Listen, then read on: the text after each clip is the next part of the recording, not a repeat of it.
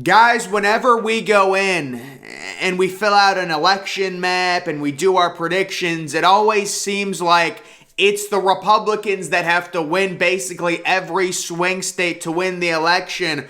Well, with the changing demographics, the changing dynamics, specifically with Ron DeSantis being in Florida now, Florida seems like a state that is becoming more and more Republican, and to an even greater degree, the state of Ohio. Now, we're going to look at 2016, 2020, and 2020 election results in the state of Ohio, which has, been a swing state for the longest time, in the state of Florida, which many people still consider a swing state, and really look at this. Can the Republicans really turn these states and make them Republican leans, which would really make their overall path to victory in 2024 and beyond when it comes to the total electoral votes much easier? Let's first look at Florida, which was a total swing state in 2016. You guys can see, we all know Donald Trump did carry the state of Florida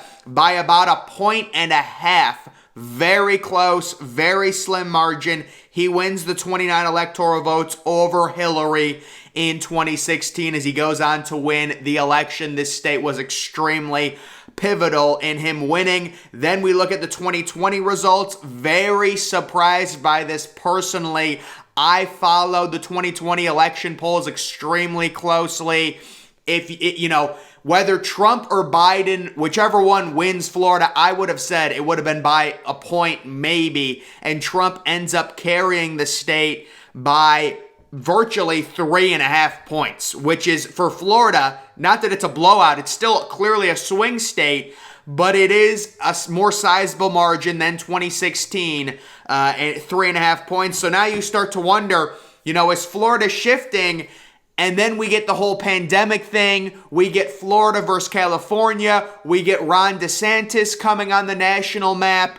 They're staying open. California's closed. It's turned Florida even more Republican in my estimation. And you can take a look at, they love Ron DeSantis in the state of Florida, at least at this point. This is the Florida governor for the midterm elections. You guys can see DeSantis is up right around the spread, being 8 points for a swing state. That is a very sizable spread, but it is important to note DeSantis is the incumbent. There always is going to be an advantage being the incumbent, but 8 points is a ton for the state of Florida. And then against the other possible Democrat he would be facing, he is up 13 points. So overall in the state of Florida, and guys, this is why I say DeSantis, if you're the Republicans and you want the easiest way to the White House in 2024, DeSantis is your guy. I mean, he's so much less polarizing than Trump. I think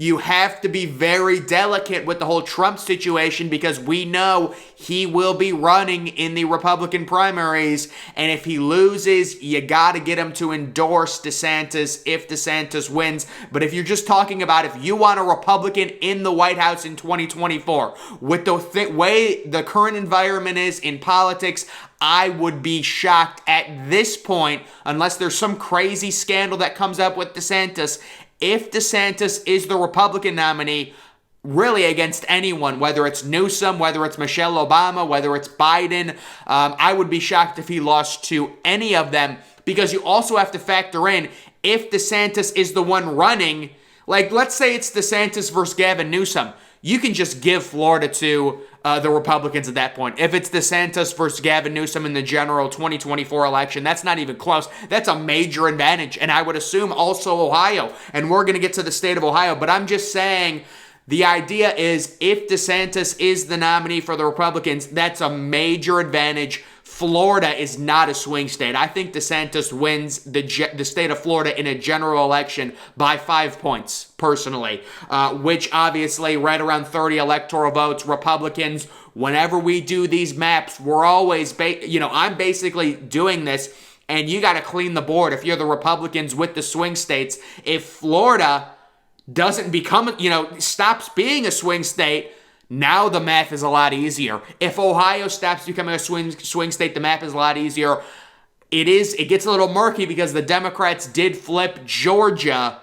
You don't want that. If you're the Republicans, you need to flip that back. But let's just quickly look at Ohio. So Trump trounced Hillary in Ohio by right around 9 points in 2016. And then you take a look, Trump beating Biden by 8 points. So those are two very healthy numbers for a swing state. And we've seen Ohio trend more conservative recently. It's another one. As for the next election in the state of Ohio, J.D. Vance, this is the midterms versus Ryan, the Democrat. So J.D. Vance is a real big Trump guy. And right now there's some interesting polls. I've seen polls out of Ohio that actually have Vance losing. Personally, based on the way Ohio voted for Trump, it would shock me if Vance did lose this election against whatever Democrat he's up against. There are a few polls that do that. It did surprise me. It was a little bit closer than I thought it was going to be, just based off of the last two general elections. But I maintain the idea that Ohio, while I still, I need to see at least one more election where a Republican wins big, I still consider it a swing state. But it's one of those things where, can the Republicans change the overall math of the board and change Ohio from a swing state to a state they've basically got in the bag? And that's, if you're the Republicans, that's really what you want to do. And you also want to take back Georgia, of course. But the overall point, Ron DeSantis, if he runs in 2024, you're giving him Florida. You're very likely giving him Ohio. And the map, you take back Georgia, the map is wide open if you are a Republican, based off of the way these things are trending. The whole pandemic situation with Florida being wide open. It's like Florida versus California and New York, which is music to Republicans' ears, because we know California and New York are Democratic states, and they're not changing anytime soon. It's not like Republicans could win the state of California. Theoretically, Democrats could win the state of Florida, but if you make it to where, it's like Florida versus California, and you're a Republican, it's like, yes, us versus them. We're the Republicans. California's the Democrats. That's what you kind of want to do. That's why DeSantis is the best candidate for a number of reasons. If you want to win, if you are the Republicans, of course, we understand there is a major MAGA pact within the Republican community. There's about, I would say 30 or 40% of Republicans are MAGA people, right around there at this point, to where they'll support Trump no matter what.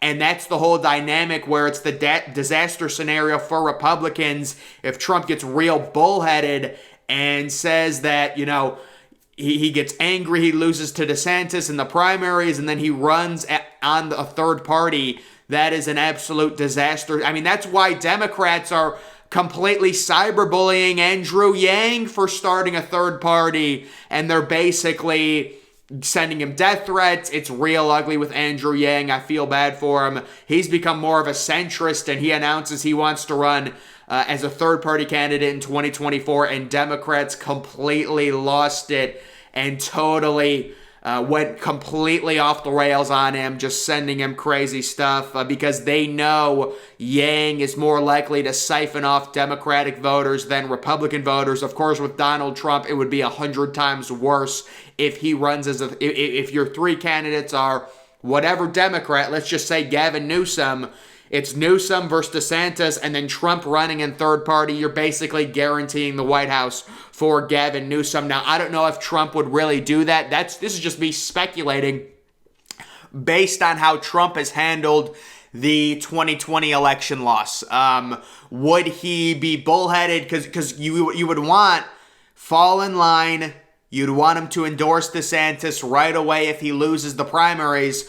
But we know with Trump, that is something that might not happen. And of course, guys, Trump is the favorite, no doubt. I'm not saying he's not, but I'm just saying DeSantis with the state of Florida has such a built-in advantage. I think Trump would also win the state of Florida, but it's basically a lock if DeSantis ends up running, and the demographics are changing, which is really huge for Republicans. I mean, if DeSantis runs and the Republicans win Florida by 8 points or by 5 points, and they win Ohio by 8 points, I think those states going into 2028 would be considered Republican leans. You know, at this point, I would consider Ohio a Republican lean. Maybe that's me overreacting to the Trump era when he beat Hillary and he beat Biden, but just the way the demographics are looking, those are two states that are leaning more Republican, which is really what they have to do. Because when you look at the overall electoral map and you've got Ohio as a pure toss-up and you've got Florida as a pure toss-up, you're talking about a Republican candidate basically running the board on all of the Rust Belt, you know, having to win Florida, having to win many of these, toss-up states like North Carolina, as opposed to if you give the Republican Florida and Ohio right off the bat, you've got so many more options. You can lose North Carolina. You can lose Arizona and still be the president. Even lose a state like Pennsylvania if you're a Republican, if you do have Ohio and Florida. So there are other options, and it's very interesting. The two states I'm watching, you know, when it comes to demographics, obviously we know the whole Georgia thing. That'll be so interesting in 2024.